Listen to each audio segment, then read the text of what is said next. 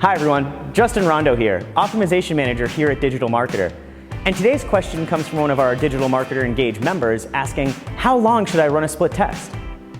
So, just how long should I run a split test? For me, I like to run my tests for at least 2 weeks. I mean, if you're strapped for time and trying to be that, agile entrepreneur, 1 week may be a sufficient timeline, but you might not be able to get, consistent data at that point, unless maybe you're one of the big dogs who get tons of traffic, which that's not most events. But that said, depending on if you do 1 week, 2 week, 3 week, 4 weeks, always complete the week.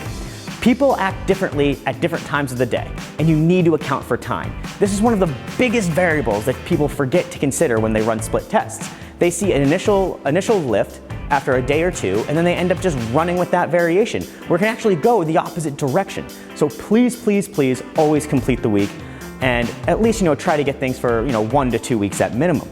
But I'm talking about minimums here. There's also maximums, okay? You don't want to run a test for too long. So at DM, I don't like to run tests that will take any longer than 4 weeks, okay? I like to keep my tests within a month. So when you run a test into perpetuity, or for 7+ weeks, you're making the assumption that there's going to be a change between your variants. And this is a flawed assumption and a flawed methodology, because there's always a chance for no changes to occur, or the null. So remember, tests have 3 outcomes: lift, loss, and null.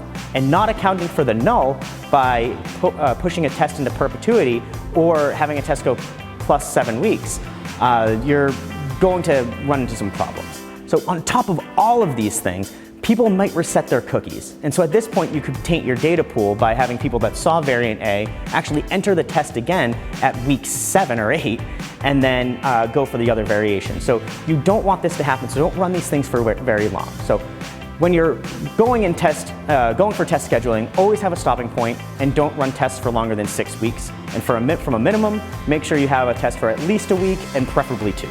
Do you want to learn more about split testing and how to run great split tests? Well, watch this next video covering how much traffic you need to run a split test. I'm Justin Rondo. Thanks for watching.